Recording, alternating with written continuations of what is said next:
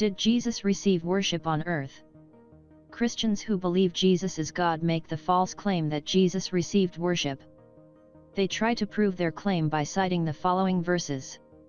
Matthew 14, verse 33, in which we read the disciples worshipped Jesus after he calmed a storm. Matthew 8, verse 2, in which we read a leper worshipped Jesus asking to be cured. John 9, verse 38, in which we read a blind man worshipped Jesus before he was healed.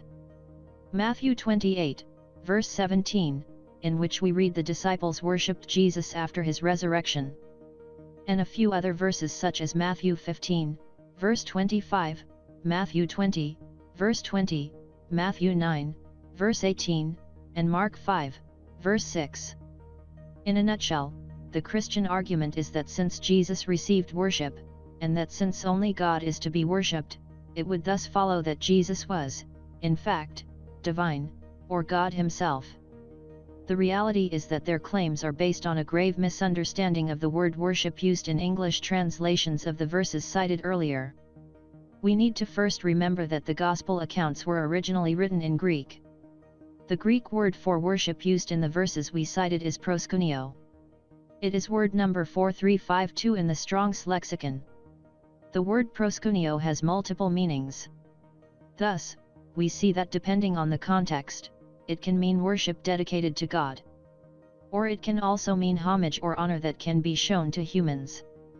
The acts of so-called worship, that the New Testament says Jesus received, was not the kind of worship that is reserved for God alone. Rather, it was a form of homage and honor that can be shown to humans. Jesus, as a prophet, only received homage from his followers and those who sought his help. Now, how can we be sure that Jesus never received godly worship? Simple. We know for a fact that Jesus taught people to worship the Father alone. The proof of this is in the Lord's Prayer that Jesus himself taught. It was the only prayer that Jesus ever taught. And it is addressed to the Father alone. It begins with Our Father in heaven. There is no mention of the Son or Jesus. If Jesus was God, the Lord's Prayer would have also been addressed to the Son, or Jesus. But this is not the case. We also see in Matthew 6, verse 6, Matthew 4, verse 10 and John 4, verse 23 and many other verses that Jesus taught that all worship and prayer has to be addressed to God alone. Jesus could not have said only God is to be worshipped and at the same time, accepted godly worship from his fellow men. So it can be safely inferred that verses where Jesus received so-called worship simply refers to an act of homage or honor. Christians might deny all this evidence and insist that Jesus accepted worship simply because their English Bibles say so. But to them, we ask, what about other people in the Bible who also received worship?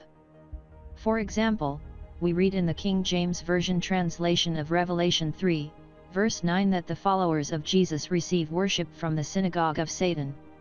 Note that the same Greek word for worship, proskuneo, is also used in this verse.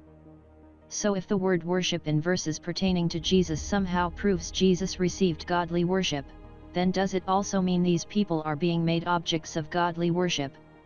Obviously not. Conveniently, when it comes to this verse, Christians know that it's not talking about godly worship, but an act of submission or reverence to humans.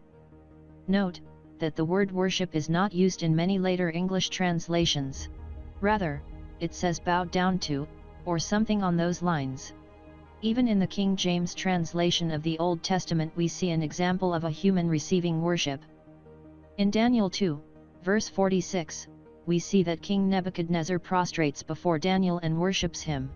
Once again, later English translations of this passage do not use the word worship, but instead say, paid homage to. The Hebrew word for worship is sejed, and like its Greek equivalent, proskuneo, can also mean an act of homage directed to humans. It goes without saying that Nebuchadnezzar was not worshipping Daniel the way God is to be worshipped, but was simply showing him reverence and honor. Thus, the same applies to Jesus. He was not being worshipped as God, but was only being shown reverence and honor, by the disciples, the leper and the blind man. it would be a grave error to assume Jesus was worshipped as God on earth. Jesus taught his followers to worship God alone. So it logically follows that he could not have accepted godly worship from his fellow men.